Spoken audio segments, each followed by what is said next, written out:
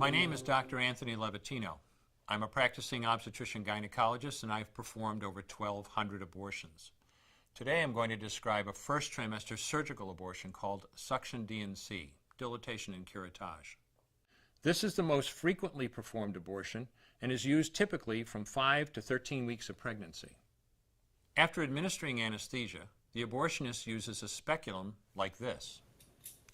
This is placed inside the vagina and opened using this screw on the side, allowing the abortionist to see the cervix, the entrance to the uterus.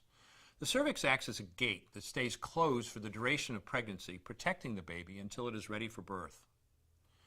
The abortionist uses a series of metal rods called dilators, like these, which increase in thickness, and inserts them into the cervix to dilate it, gaining access to the inside of the uterus where the baby resides.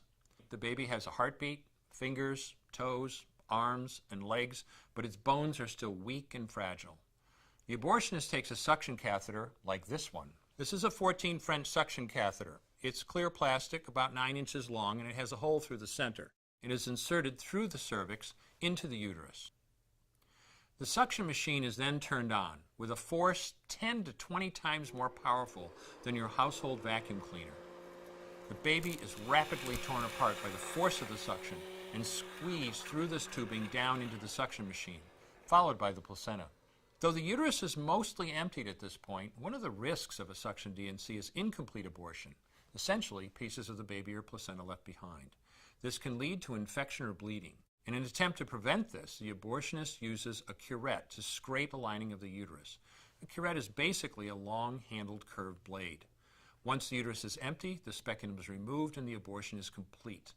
The risks of suction D&C include perforation or laceration of the uterus or cervix, potentially damaging intestine, bladder, and nearby blood vessels, hemorrhage, infection, and in rare instances, even death. Future pregnancies are also at a greater risk for loss or premature delivery due to abortion-related trauma and injury to the cervix. As I mentioned at the beginning, I'm Dr. Anthony Levatino, and in the early part of my career as an OBGYN, I performed over 1,200 abortions. One day, after completing one of those abortions, I looked at the remains of a preborn child whose life I had ended, and all I could see was someone's son or daughter.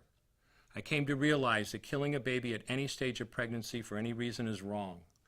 I want you to know today, no matter where you're at or what you've done, you can change.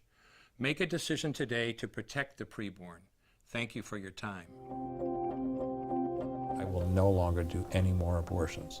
When you finally figure out that killing a baby that big for money is wrong, that it doesn't take you too long to figure out it doesn't matter if the baby is this big or this big or this big or maybe even this big, it's all the same.